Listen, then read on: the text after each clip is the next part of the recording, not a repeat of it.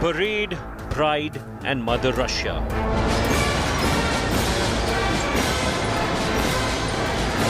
Amid 75 days into devastating war,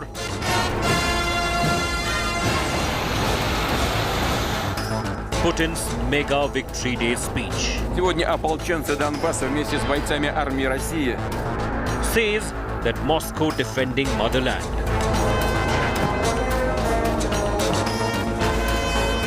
Putin justifies war, puts NATO on notice.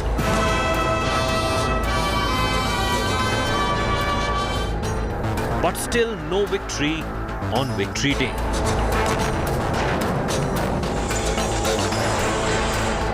Zelensky and Kyiv still standing and taunting.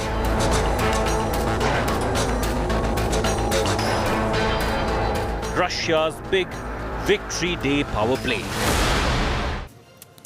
75 days, thousands of Russian soldiers dead, hundreds of Russian aircraft, weapons, artillery tanks completely destroyed. None of the large number of military objectives that were laid out by President Putin in the invasion of Ukraine have been achieved in full yet. But the Victory Day parade in Moscow still went on as scheduled. The fact is, there was a shadow of what's happening in Ukraine that hung very uneasily over the spectacular images that came in from right outside the Red Square and Kremlin. I'm Shiv Aroor. We're going to do a reality check on where's the victory in Russia's Victory Day. First, the headlines.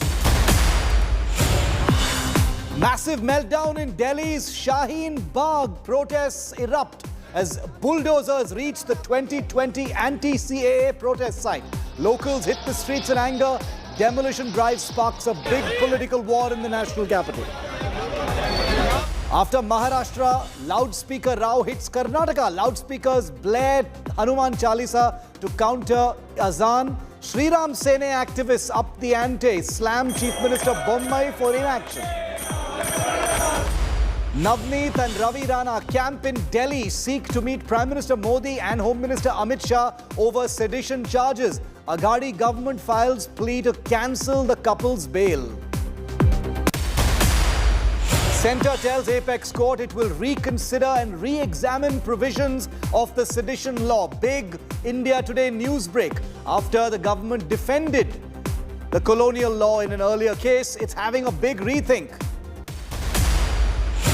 Sri Lankan Prime Minister Mahinda Rajapaksa resigns under national pressure. Sri Lankan authorities impose nationwide curfew.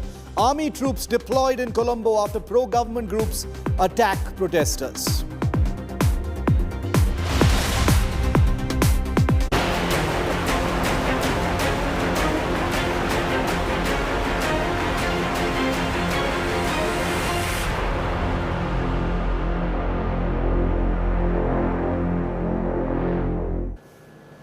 "75 days into one of the most damaging conflicts in living memory, Russia continues to call the war in Ukraine a special operation.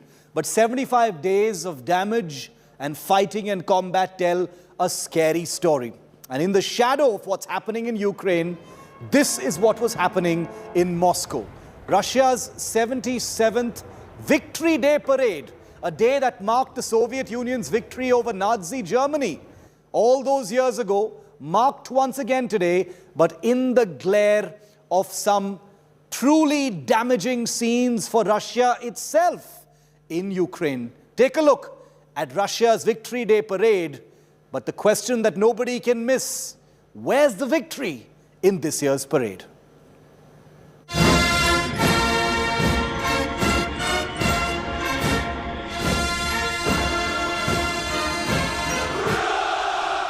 Vladimir Putin flexing his military muscle, showcasing his prowess to home and global audience.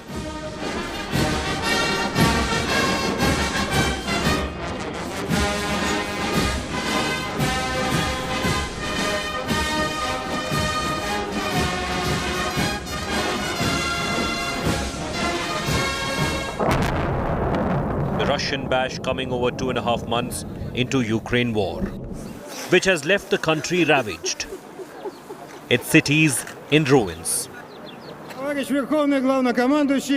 Russia celebrating its 77th Victory Day, which marks its World War II victory over Nazi Germany in 1945.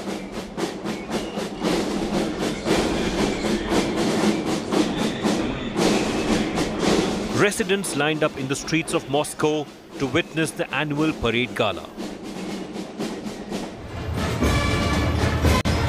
This year, the majestic Red Square parade aimed to justify Russia's war in Ukraine. Speaking at the parade, Russian President Vladimir Putin fired a warning shot at NATO and the West for endangering Russia's border. Russia has preemptively rebuffed the aggression. It was a forced, timely and the only right decision. The decision of a sovereign, strong, independent country. Putin claimed that Russia was facing unacceptable threats in Ukraine and his forces are merely defending motherland in Ukraine. Drawing parallels between the war in Ukraine and Soviet fighting in World War II, Putin said that Russia is fighting on its own soil. Lashing out at the West, Putin also said that Ukraine war is a timely and necessary response to Western aggression. Russia has always advocated for a system of equal and indivisible security, a system that is vital for the entire world community.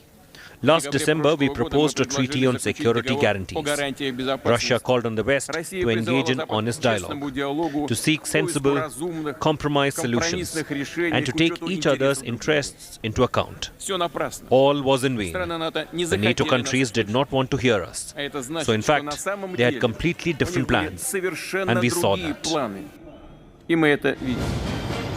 The grand patriotic show was an equal message to Russians as well as Moscow's Western adversaries.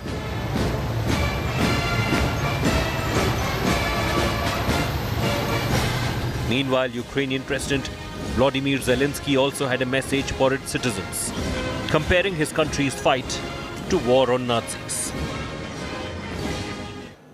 Well, the mood may have been really heavy because of what's happening in Ukraine, but that didn't take away from the splendor of what happened as Russia's military might, very much like our Republic Day, rolled past the Red Square. Images like these played out right outside the Kremlin. Take a look at the defining images from Russia's amazing Victory Day, even as it fights a very damaging war. The big defining image, number one, nuclear missiles and high-tech armaments marched on the streets of Moscow.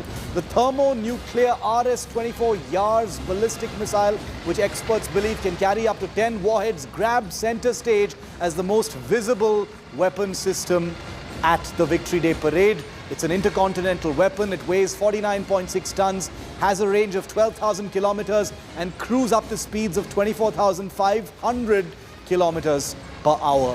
One of the many weapons that was on display today.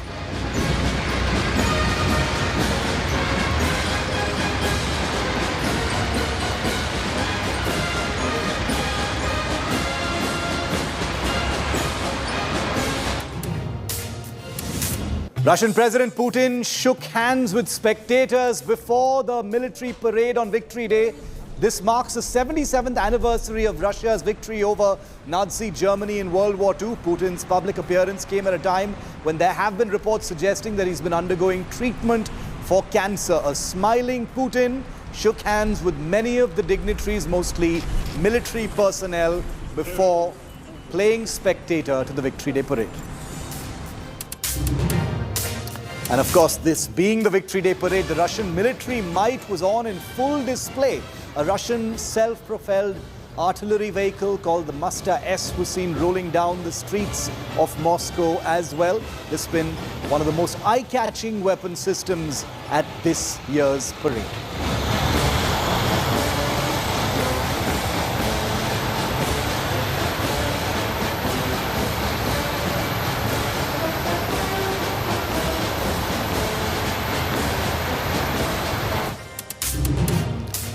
Russian Defense Minister Sergei Shoigu and Chief of the Russian Land Forces Oleg Salyukov drove Aurus cabriolets during a military parade.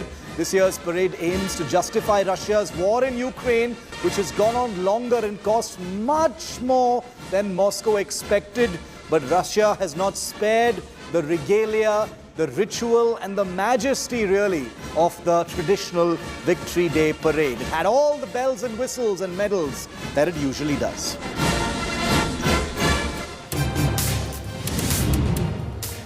Well, the airborne part of the military parade at Moscow's Red Square was cancelled today due to what they say was unfavorable weather.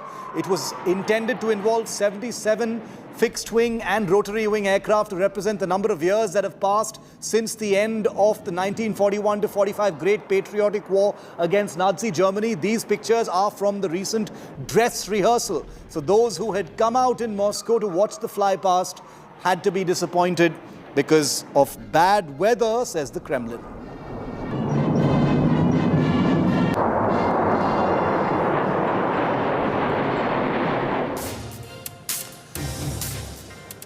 Now, there's been a huge amount of speculation about what President Putin would say today about Ukraine, what he would signal to indicate the future of the war. Well, he defended his invasion of Ukraine in the Victory Day speech at Moscow's Red Square. Putin tied the Ukraine invasion to the Second World War, saying that Russian soldiers were fighting for the same thing their fathers and grandfathers did. The Russian president launched a defense of his war in Ukraine, pivoting from a recognition of Russia's greatest generation to a description of how Ukraine was being armed by the West for an imminent attack on Crimea. Putin suggested that Russia was forced into the war by NATO and pledged to provide aid for the families of soldiers who had died in what the Kremlin is still calling a special operation and not a full-scale war just yet. Russia has preemptively rebuffed the aggression. It was a forced, timely and the only right decision. The decision of a sovereign, strong, independent country.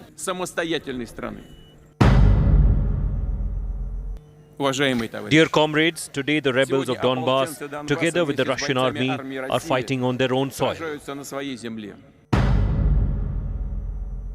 You are fighting the homeland for its future, so that no one forgets the lessons of World War II, so that there is no place in the world for executioners, punishers and Nazis. Russia has always advocated for a system of equal and indivisible security, a system that is vital for the entire world community. Last December, we proposed a treaty on security guarantees. Russia called on the West to engage in honest dialogue, to seek sensible, compromise solutions, and to take each other's interests into account. All was in vain. The NATO countries did not want to hear us.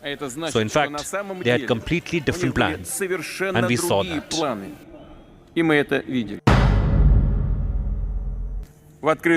Preparations are openly underway for another punitive operation in Donbass and an invasion of our historical lands, including Crimea. Kyiv has announced a possible acquisition of nuclear weapons. The NATO bloc began active military development of the territories adjacent to ours. This was an absolutely unacceptable threat systematically created for us and right on our borders. I want to go across now. We've shown you what happened in Moscow. What was the reaction in Ukraine, the country that 75 days ago was invaded by Russia, a country in which the combat is still being described as President Putin as a special operation, not a full-scale war. Lots of speculation about what President Putin would say today. Let's find out firsthand from inside Ukraine what the reaction has been like. India Today's Rajesh Pawar and Abhishek Bhalla join us live from Kyiv, and who they've been traveling in other parts of Ukraine as well. Rajesh, to you first. What is the sense you're getting? Obviously, the leadership in Ukraine, the people would have been tuning in to see what, Vladimir Putin would have said. He's a man that the Ukrainians describe as a tyrant, a madman. There has been a lot of speculation. He, of course, on expected lines, defended the war in Ukraine, even though they're not even calling it a war just yet. But what has the general reaction been to this Victory Day speech and parade, Rajesh? Look, Shiv, let me tell you that moment the parade finished in Moscow, within seconds of that, air raid siren in Kyiv went off. We had air raid siren continuously for 4 minutes, within minutes of parade finishing in Moscow. These two things may not be related, but this was the first air raid siren we had in last 2 to 3 days. Now about people watching it here, let me tell you there's a complete blackout on any kind of Russian media outlet, any kind of information which can percolate from Russia into Ukraine. There's a total complete blackout on that. But having said that, people in the government here, policymakers in Ukraine are watching every word Mr. Putin is saying, and they were expecting some kind of escalation, some kind of declaration of war against Ukraine in today's speech, which did not happen. See, there is a calm in city like Kyiv here and in the areas around it, but it is a calm which can be shattered any moment, because Russia has been continuously targeting railway infrastructure all over Ukraine now, because they are desperate to stop this military the military assistance which is coming from UK, US and from other NATO countries into Ukraine, and they want to stop it at any cost from reaching it to front lines in east of Ukraine, where the Russians and Ukrainians are face to face. So here people are watching Mr. Putin's word with caution, and they are expecting some kind of escalation also in air raids in the west and center of Ukraine, including in cities like Lviv. Shiv. Abhishek, what is the sense that you've been getting? You know, you've traveled to Odessa, you were in Donbas recently, which is already under Russian control now. There has been a lot of speculation about whether Russia has met its objectives, whether it has course corrected. There was an expectation that, Putin might recraft or reshape, what Russia's victory really looks like in Ukraine. That didn't quite happen. So that suspense is still there over what the next few steps in this war are going to look like.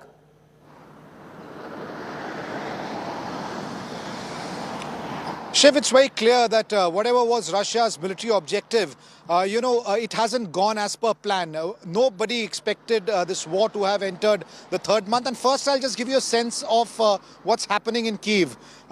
It was Victory Day in Russia, but here in Kyiv, May 8th is, observed as Remembrance Day. It was a very somber kind of an observance.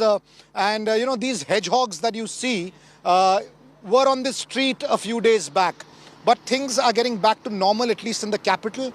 These hedgehogs have been removed and they are on the footpath. There is, some traffic on the street, some restaurants are opening. So some kind of normalcy, but there is still a lot of apprehension.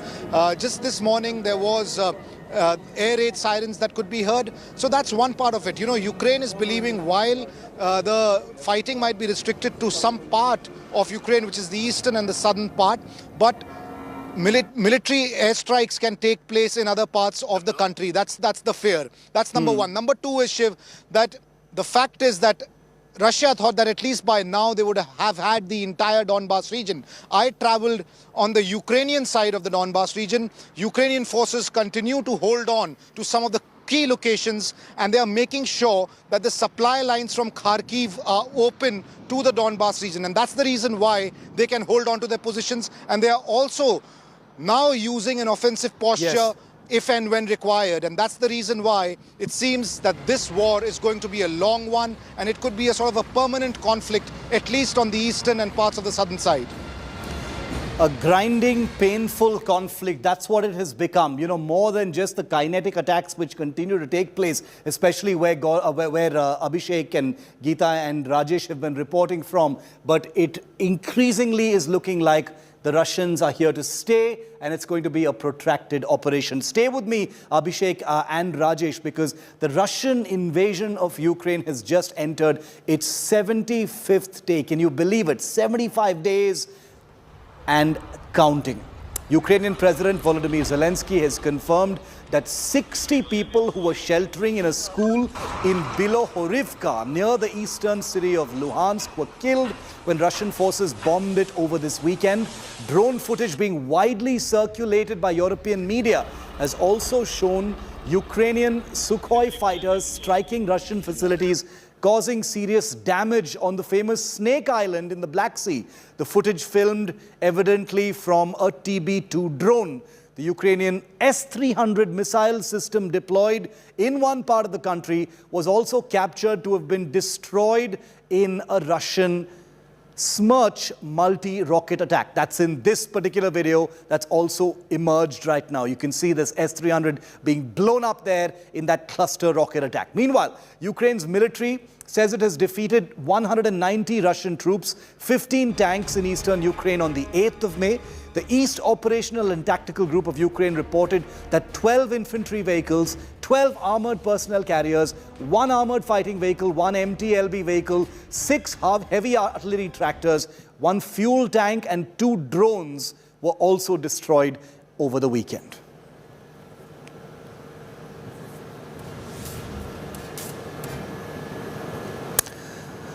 And remember that Mariupol, the city in the east where India Today had begun its coverage 75 days ago, has completely fallen to Russian control. There was a last stand by Ukrainians sheltering in the Azovstal steel plant, but that pretty much has been bombarded out of control in Mariupol. Take a look at this ground report.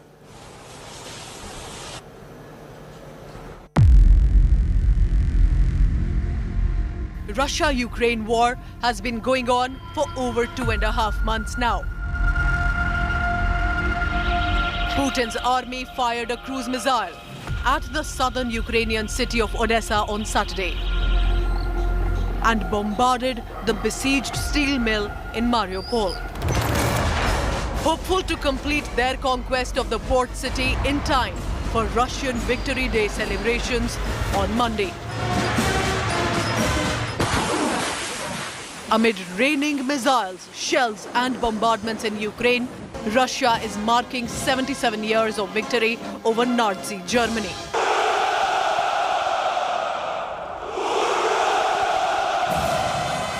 May 9th is a very important day after the surrender of Germany on the 8th of May.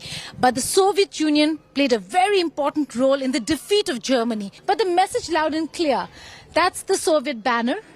And the message this time around is going to be reminding the world, reminding Ukraine that they were part of the Soviet Union. It's uncanny and eerie that as Russia and many parts of Europe will be celebrating or marking the occasion of the end of World War II in Europe, the defeat of Germany, Russia is on the brink of yet another war. Will it lead to World War III is the big question. Ukraine fears its troops still holed up in the Azovstal plant face massacre after the evacuation of all women, children and the elderly. Ukraine's military flattened Russian positions on a Black Sea island that was captured in the war's first days has now become a symbol of resistance. This is the last place in Mariupol where Ukrainian forces are still occupying. So it seems that in days to come, there will be an offensive launched by the Russian side on the Azovstal steel plant to flush out Ukrainian soldiers who are there. Ukrainian counter-offensive is advancing around the second largest city, Kharkiv, a key target of the Russian shelling. Will the fall of Mariupol, timed with the day of biggest celebrations of Russian war capabilities, mark a decisive phase of the Ukrainian war? With Geeta Mohan in Moscow and Abhishek Bhalla in Kyiv, Bureau Report, India Today. And India Today is the only channel reporting from Moscow during this Victory Day parade. India Today's Foreign Affairs editor Geeta Mohan was right there bringing you these images live, and she joins me now. Geeta, as usual, an amazing parade, but one couldn't help sense, even from this distance away, a kind of heaviness that hung over everything. Even the air display was cancelled because of apparently bad weather. I can't help wondering whether there may have been some other reasons. But Geeta, you were there. It must have been much more palpable to you. A lot of expectation from Putin's speech, providing some indicator of how he was going to reshape what's happening in Ukraine or provide some indicators of the next steps. What's the sense that you got, Geeta? Well, before I talk about Putin's speech, you spoke about the weather, Shiv. The weather was inclement to the extent that the air projection, the projection of the air might of the Russian armed forces was not visible today because the weather conditions did not allow it. The city of Moscow is still under lockdown in many ways than one, because people are allowed to move, but the entire area around Red Square still barricaded. Nobody's being allowed entry. It's the immortal regiment's march. That's the procession of civilians who have families, relatives who laid down their lives in World War II. Their procession will begin in some time from now, and that's also important. You'll see a lot of them holding photographs and remembering. The idea is to immortalize the sacrifices, not just of the forces, but anyone and everyone who contributed to Soviet Union's victory in the Second World War. Now, coming to Putin's speech, Shiv, Yes. It was concise. It was not a very long one, but one that spelled out exactly what a determined and, should I say, a defiant Putin had to put to not just the country but the world. The message is clear. He began with the cities that he named, and that's Kharkiv, the Donbas region, Mariupol. Shiv, that's indicative of what the plans are. That eastern Ukraine beyond Donbas, which he's already declared as two independent republics, Donetsk and Luhansk, or Crimea, the captured territories are not going to go back to Ukraine. Not anytime soon, certainly. De-Ukrainization and Russianization of these territories have already begun, like we reported. But more importantly over here, Putin also said that NATO and the Ukrainian administration talking about how they regret having given up nuclear arms, and the conversation about being armed again is something that's unacceptable. It's a red line. So it is going to be a long drawn conflict. But most importantly over here, while you're capturing territories, you're an invader, you're an aggressor, the idea is to reassert the idea of Soviet Union, that they're all one. And that's why I keep saying this. The flags that you see of Soviet victory flag is not just confined to Moscow or major cities in Russia. All the captured territories have Russian flags beyond Donbas, have Russian flags and the Soviet victory flag. And that is to remain. So he's determined, but there is immense pressure back home because of the economy. How long can he sustain? It's 75 days today since the war began, Shiv. The question is, how long can Russia sustain and absorb the losses or the inflation? There is inflation here when it comes to food, basic necessities, about 20%, which is very high, but he's absorbing that Right. at the very basic minimum level. But at a macro level, it is going to start impacting Russia sooner than later. Geeta, thanks very much for getting us that comprehensive update from Moscow. We're looking forward to your ground reports from there as well. It's been a big day in Russia's capital, but it's a day that won't be forgotten. For the domestic audiences, it needed a pick-me-up, but has it really worked given the number of thousands of soldiers that Russia has already lost in this war so far, the huge damage? How long more can it be extended? Is this going to scale up into a full-scale war is a question that remains unanswered for now, but we will continue to track it. Taking a very quick break. On the other side, a battle of a very different kind in Karnataka, where the loudspeaker battle between Azan and Aarti and Chalisa has spread to Karnataka from Maharashtra. Karnataka has elections coming in less than a year, and polarization has taken all new forms now, courtesy the infamous Sriram Sene.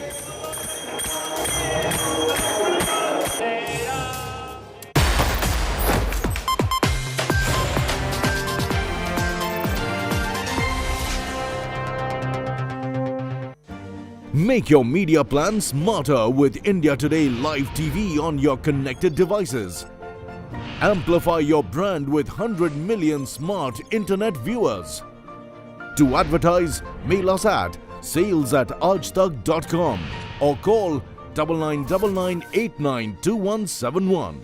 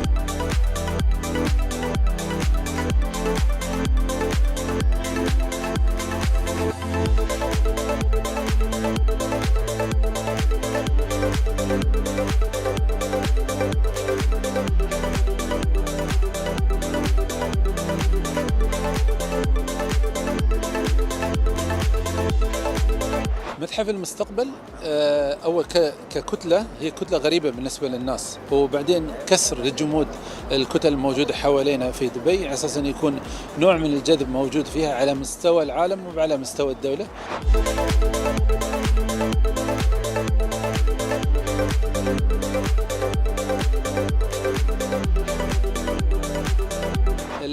العبارات المقروءة لو كانت نحن قدام تحدي أن تكون العبارات مقروءة مش مجرد عبارات منثورة، فالعبارات المقروءة دائما فيها نوع من التحدي، كيف تشبك هذه العبارات في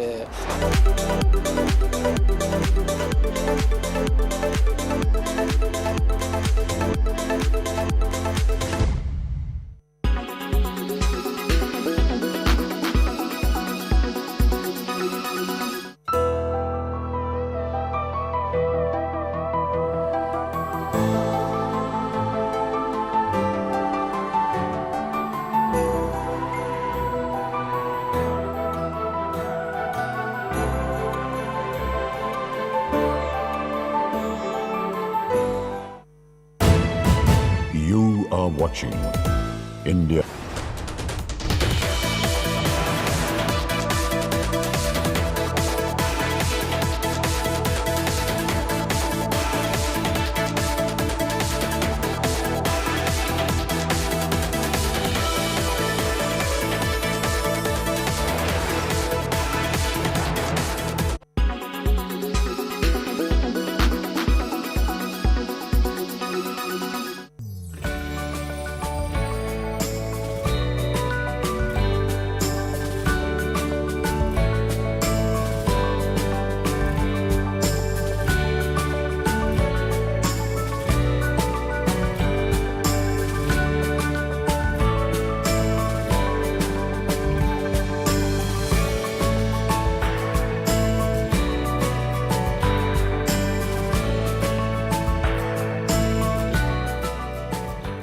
Do you know of Amway products? And if you do, then how were you introduced to it? Was it a friend, a co-worker who introduced it to you? You certainly must have not found it on the shelves.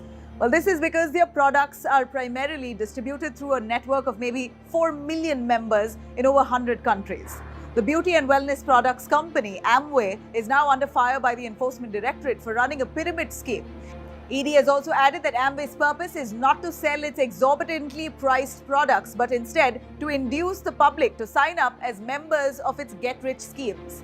And this led to ED attaching assets of Amway India Enterprises Private Limited worth over 757.7 crores following a money laundering probe under the Prevention of Money Laundering Act, the PMLA. Is Amway a pyramid scheme? Well, pyramid schemes might look like they are built around legitimate products, but the goal really is usually just to get as many people enrolled as possible. The scheme participants go to extreme lengths to recruit new members, taking persistence and pressure to uncomfortable levels.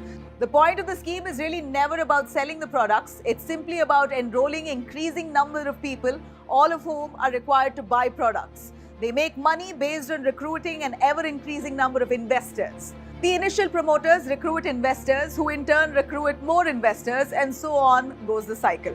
The scheme is called a pyramid scheme because at each level, the number of investors only increases. Many people have alleged that Amway runs a similar program that only benefits a select few people at the top. And now with the ED action, it seems there's more credence to these allegations. Amway's response? Amway has said that the Enforcement Directorate's action is regarding an investigation that dates back to 2011, and since then the company has been cooperating with the agency. The company's spokesperson has also added that Amway has a rich history of maintaining the highest levels of probity, integrity, corporate governance, and consumer protection, which are much ahead of time in the interest of the consumers at large.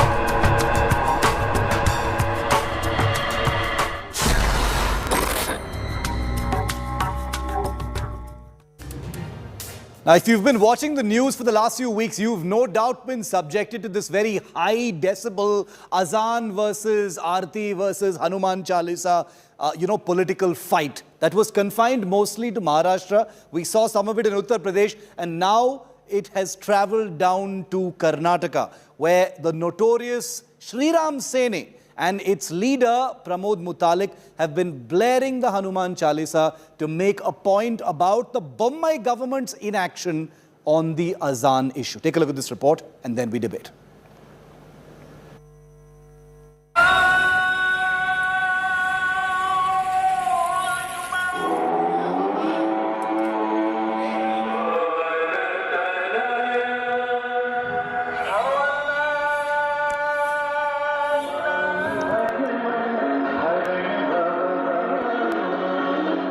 The loudspeaker Nataka spreading.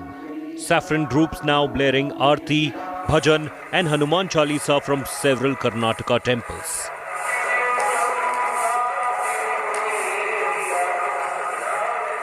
Choosing early hours for their drive. Emulating MNS Chief Raj Thakre's Hanuman Chalisa drive outside mosques. Playing Azan on loudspeaker as a counter to mosques who defy sound limits imposed by courts.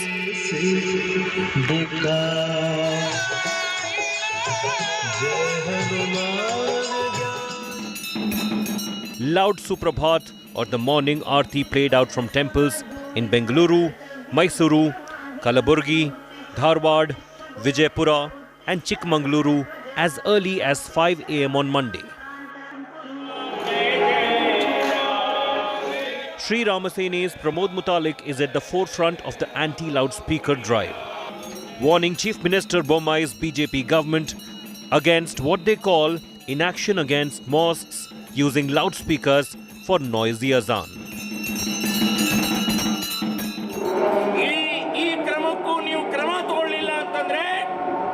Supreme Court in a ullangane contempt anna so now High Court nalle haakteve. ಅಷ್ಟೇ ಅಲ್ಲ ಎಲ್ಲ ಜಿಲ್ಲಾಧಿಕಾರಿಗಳ ಮೇಲೆ contempt ಹಾಕ್ತೇವೆ. So ಆ ಹಿನ್ನೆಲೆಯಲ್ಲಿ ನಾನು ಎಚ್ಚರಿಕೆ ಕೊಡ್ತಾ ಇದ್ದೀನಿ, ಮುಸ್ಲಿಂ ಸಮಾಜವು ಕೂಡ ನಿಮ್ಮ ಸೊಕ್ಕು, ನಿಮ್ಮ ಹಠ, ನಿಮ್ಮ ಅಜಾನ್, ನಿಮ್ಮ ಪ್ರಾರ್ಥನೆ ಎಷ್ಟು ಜನರಿಗೆ ತೊಂದರೆ ಕೊಡ್ತಾ ಇದೆ. ಸೊ ನೀವೇ ಶಾಂತ ರೀತಿಯಿಂದ ಡಿಜಿಟಲ್ ಮೂಲಕ ಕಡಿಮೆ ಮಾಡಿದ್ರೆ ಸರಿ,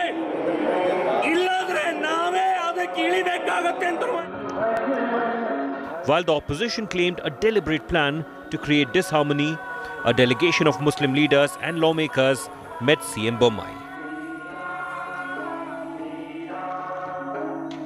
हिंदू समाज ने यह आग्रह नहीं पकड़ा है कि नहीं आप मस्जिदों से उतार दो और हम मंदिरों पर लगा करके रखेंगे, लेकिन यदि मस्जिदों से नहीं उतारे जाएंगे और वहां पर कानून का पालन यदि नहीं होगा या सर्वोच्च न्यायालय तथा उच्च न्यायालय के आदेश का पालन नहीं होगा तो निश्चित है हिंदू इसका विरोध कैसे करें.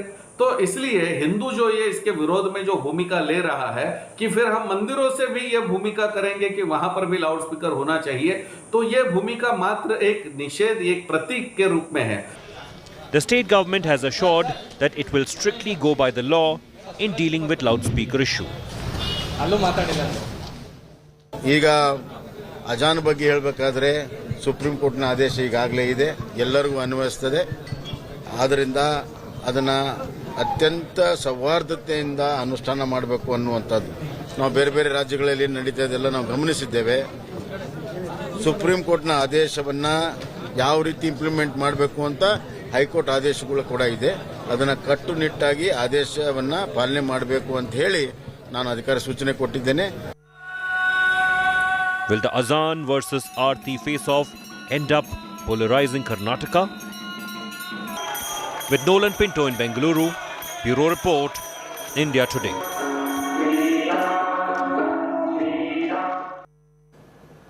Now, on India Today, we call it like it is. We don't take either side. We report what's happening on the ground. We call out any nonsense that we see. We ask the big questions, but we also bring in the newsmakers and give you the context of where this news is actually breaking. Remember, viewer, that Karnataka goes into assembly elections less than a year from now, and it's a state which has over the last few weeks seen an unending spate of polarization stories, all of them communally charged. It depends on your perspective on who you think has been fanning the flames, whether it's both sides, whether it's one side, hijab, halal, Muslim traders, what have you. And now the loudspeaker debate has descended there, courtesy the Shriram Sene. Pramod Mutalik, the rabble-rousing chief of the Shriram Sene, agreed to be with me on my show to take a few questions. Mutalik ji, thank you for speaking to India today. Ye jo aapne, also Aishwarya Mahadev of the Congress has kindly agreed to be with us on this brief discussion. Mutalik ji, what exactly are you planning to do with this early morning temple aarti? And why have you done this? Can you tell us? We've seen it happen in Maharashtra. Ab ye Karnataka mein bhi aapne shuru kiya hai. Kyun? 6 महीने से जो मस्जिद पर अजान होता है उसके खिलाफ, आवाज़ के खिलाफ हमने कंप्लेंट किया, मेमोरेंडम दिया तहसीलदार और साउंड पोल्यूशन ऑफिसर और डीसी को, लेकिन इन्होंने कुछ नहीं किया, कोई एक्शन नहीं लिया। अभी सुप्रीम कोर्ट का उल्लंघन हो रहा है। सुप्रीम कोर्ट ने क्लियरली कहा है रात 10 बजे से सुबह 6 बजे कोई साउंड, कोई साउंड नहीं लगाना, ऐसा ये सुप्रीम कोर्ट ने कहा है। लेकिन अजान सुबह 5 बजे ही वो करते हैं, तो 5 बजे ये तो सुप्रीम कोर्ट का उल्लंघन है, ऑर्डर का उल्लंघन है।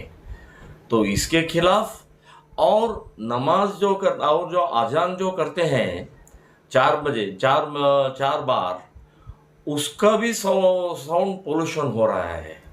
तो इसके बारे में खिलाफ हमने आंदोलन छेड़ा है। आज सुबह कर्नाटक स्टेट में लगभग 1000 से ज़्यादा मंदिरों पर हमने माइक लगाकर हनुमान चालीसा, ओंकार, भजन और भक्ति गीत लगाए थे। मैंने कर्नाटक के मैसूर में ही मैंने अटेंड किया। सुबह 5 बजे एक मंदिर में हमने भजन करके एक प्रतिक्रिया प्रतिबंध अपोज किया कि सरकार ने एक्शन लेना चाहिए, और मुसलमान जो समाज है उनको भी हमने कहा है कि आप सुप्रीम कोर्ट का ऑर्डर उल्लंघन कर रहे हैं, पालन करना चाहिए, ऐसा उनको भी कहा है। Aishwarya, you've just heard, Pramod Mutalik. I don't know if you want to engage directly with him or you want to take on what he and his outfit have said. But what would you say to this? The fact is, we've seen loudspeaker politics play out in another state, Maharashtra, and now it's come into, Karnataka. The Chief Minister of Karnataka has also sort of waded into this entire controversy. With elections coming up in less than a year, Aishwarya, this is the kind of issue that will, gain traction.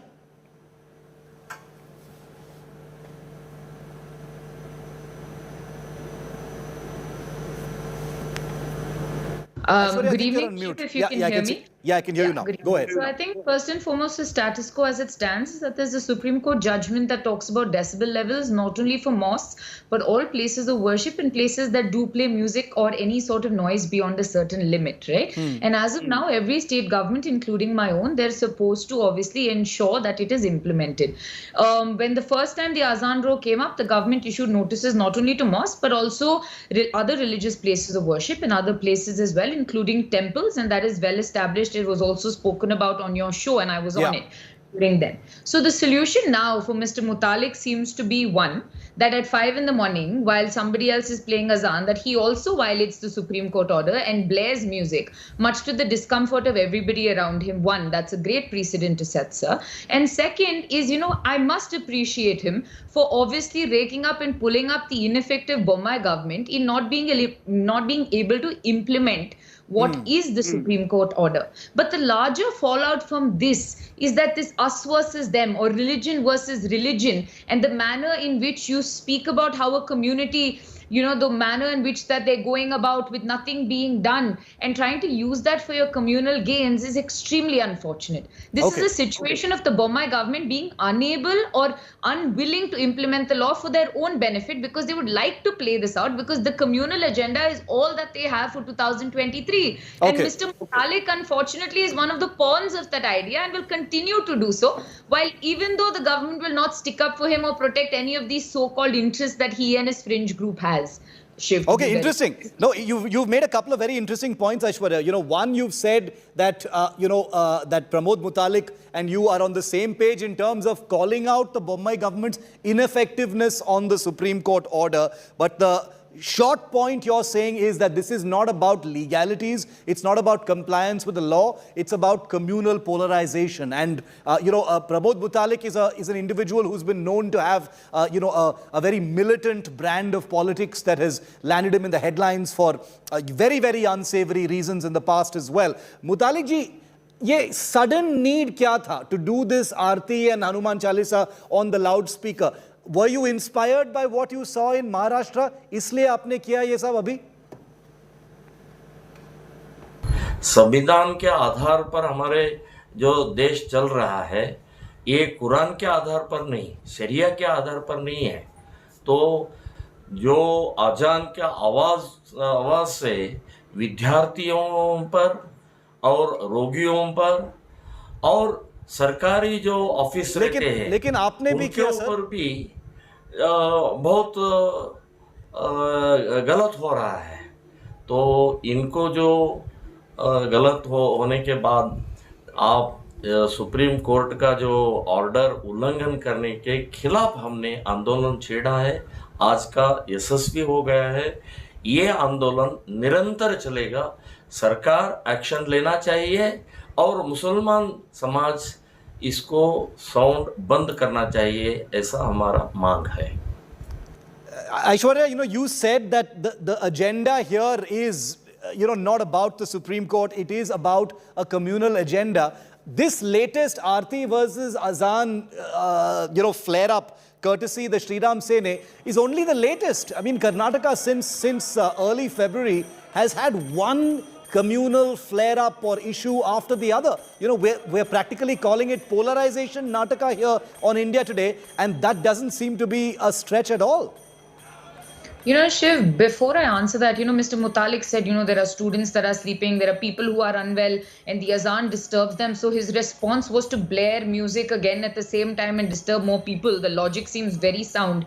But Shiv, Karnataka is a place of experimentation. This is a test tube to see what is going to work, because in terms of development, the Karnataka BJP government has completely failed. You've seen one more suicide note that has come out about commissions. You've seen more ministers being embroiled in the corruption scandal. You see Mr. Amit Shah trying to come here and fix the situation. But the only thing that they are going to have when they go to polls in 2023 is this us versus them narrative. Mr. Mutalik so boldly would like to say this loudspeaker issue pertains only to one religion, while he knows for a fact that the Supreme Court order is completely different. Even Mr. Bommai has been far more prudent in the manner in which he speaks. But the fact remains that for them, they're going to make it an us versus them. They are going to make it that the Hindu versus Muslim. They are going to make it communal, because they're going to go on emotive issues to try and obviously blindside people from the actual fact that Karnataka is failing, whether it's infrastructure, whether it's giving transparent and accountable government, or whether ensuring development. And Karnataka is failing in all those metrics. You're mired in corruption day in and day out, and you have nothing else, and this is their experiment. They hope 2023 is obviously going the UP way. It's going to be Mandir or Masjid for them. But the Congress and the other responsible citizenry of the state is not going to allow that. You've seen the criticism after the Azan, Halal, the hijab and everything that has happened. We're not going to fall for what the BJP is trying to sell. And Mr. Pramod Mutalik, if he wanted to be such a concerned citizen, would probably ask the Bommai government to implement the rules as opposed to waking up people at godforsaken hours in the morning in order to counter somebody else's loudspeaker violation. No, I agree that, blaring music as a response to that is a bizarre way of demonstrating opposition to the non-compliance of the Supreme Court order. But Mutalik ji, what Aishwarya has said, how would you respond to that? क्या जवाब देंगे आप? क्योंकि opposition parties का कहना है कि ये जो आप कर रहे हैं वो सिर्फ communal agenda के लिए कर रहे हैं और ये एक ploy है to disturb the law and order situation in Karnataka. In the past, or the past में भी जो आपने स्टेटमेंट्स दिए हैं, जो आपने आपके संगठन ने काम किया है ग्राउंड पर मंगलुरु में, काफी it has become a law and order situation. It has made you infamous. How would you respond to that this is a communal agenda? Karnataka में हमारे जो आंदोलन है ये किसी के पार्टी के लाभ के लिए और किसी के पार्टी के विरोध के लिए नहीं है। हमारी जो मांग है सुप्रीम कोर्ट का ऑर्डर पालन करना चाहिए। तो इसका खिलाफ सुप्रीम कोर्ट का ऑर्डर 15 वर्ष हो गया। 15 वर्ष से ही सुप्रीम कोर्ट का ऑर्डर उल्लंघन कर रहे हैं।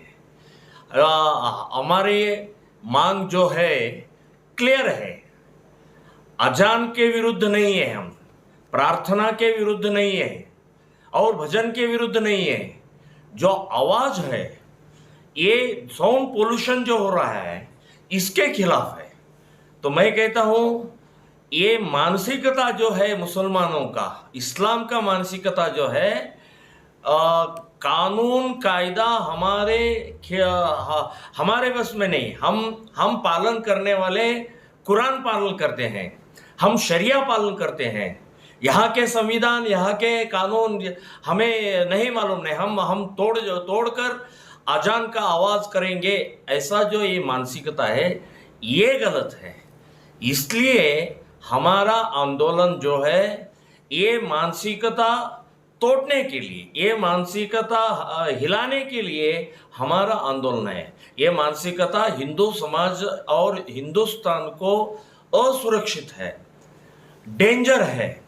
इसीलिए हमने ये अजान के खिलाफ सुबह 5 बजे भजन, वो भी तो कानून का उल्लंघन है मुतालिक जी जो आपने किया है। हमने एक तरफ सरकार को मांग कर रहे हैं, सरकार के खिलाफ आंदोलन है। सरकार ये इम्प्लीमेंट करना चाहिए, सुप्रीम कोर्ट का ऑर्डर जो है इम्प्लीमेंट करना चाहिए।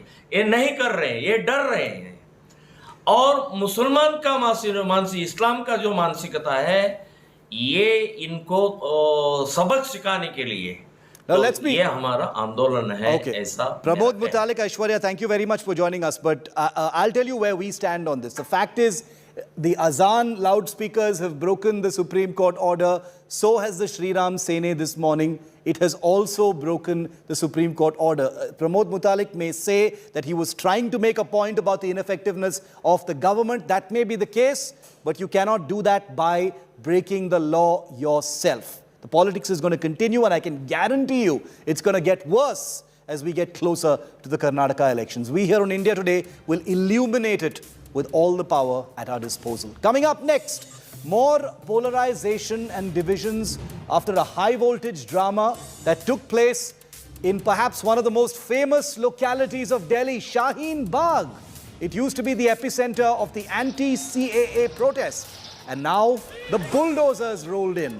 But did they actually do anything? Pooja is on site, and she's going to get you more.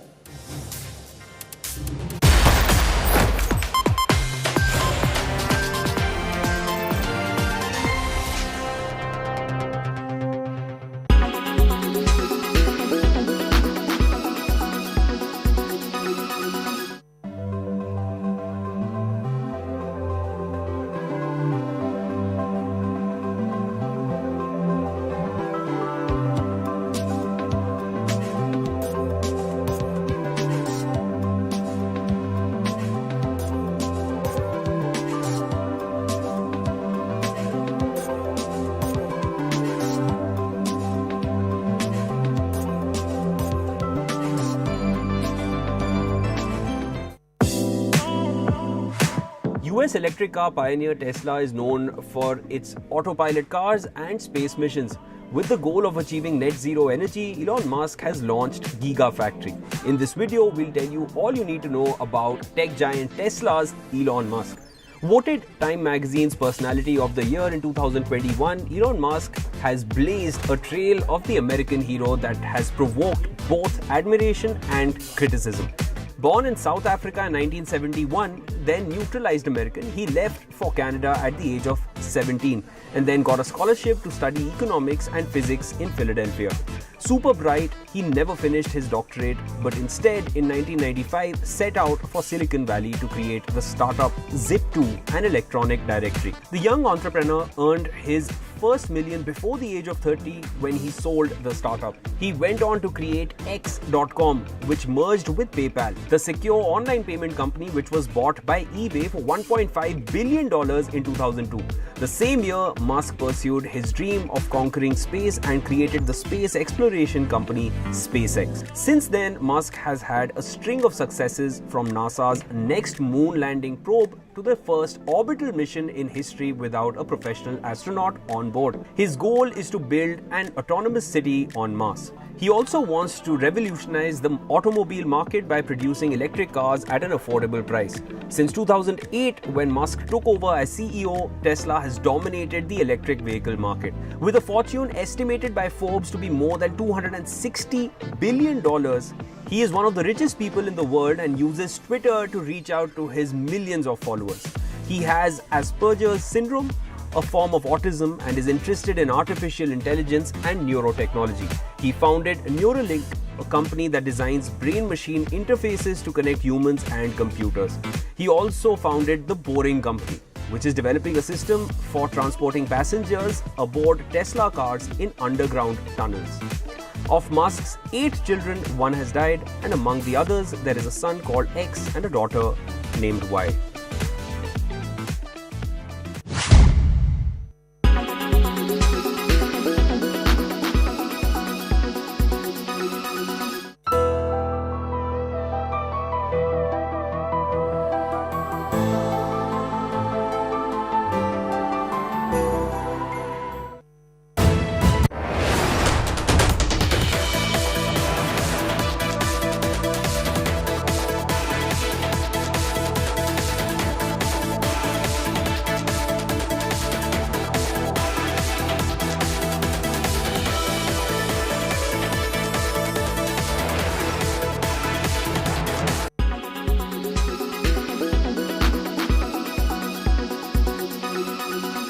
A man set his EV scooter on fire. He was quite outraged at Ola for first giving a faulty scooter and then not responding to his concerns.